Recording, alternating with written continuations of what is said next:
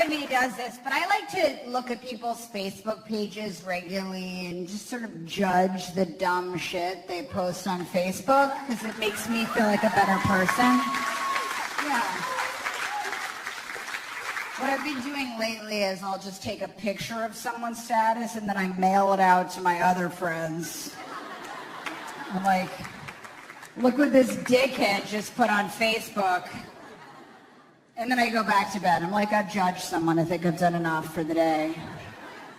I think a lot of people don't know what Facebook is. I think that's the problem. I think some people think that Facebook is like some sort of a god that you tell your darkest secrets to every hour.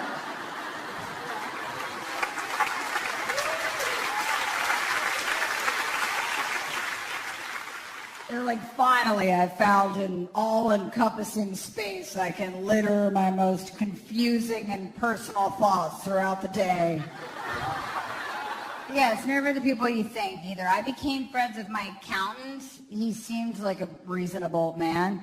I've been looking at his statuses and I think he's in a real dark place right now.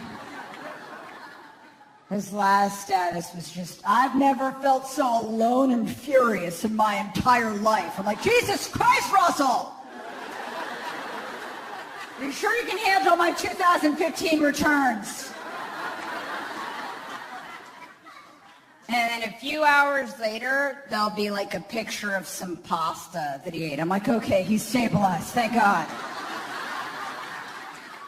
I think a lot of people really think that they're gifting people with their daily Facebook thoughts. Like they really think they're stepping up onto some sort of like a Facebook balcony and just doling this brilliance out to all the peasants, you know, like there's some sort of a lord, like, here you are, you're welcome, peasants.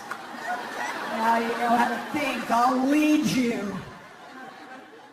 It's always some pointless bullshit, too. There's this one guy, and his Facebook statuses infuriate me. His last status, he just wrote, we need to put an end to genocide once and for all, people. That's what he gave us. I'm like, thank you so much for your controversial stance on genocide. I was staunchly pro-genocide before I read your shattering Facebook expose. He has no idea I'm in this rage cycle with his Facebook page. Like every morning I get up, I don't even remember how I know him. I think we might have worked at a pizza place together when I was like 15. Now, literally every morning I leap to his page before even brushing my teeth and I'm like, what the f*** is it now, Kevin? I'm sick of your bullshit! God damn it! Shit! The problem is, like, people like this shit and that person thinks they're a genius. There needs to be another choice besides like or dislike. You need to be able to choose, I now think you're unstable, or like, I was considering sleeping with you, but after your genocide post, you won't be getting a whisper of puss from me. That's how I dole out puss to you guys, in whispers. Just a dash of puss.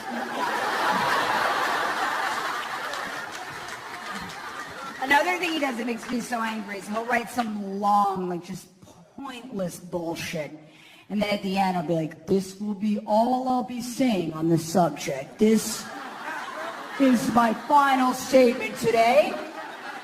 I like to announce that. Like, I won't be responding to any comments beneath. I'm like, you're not the president. There's not a press corps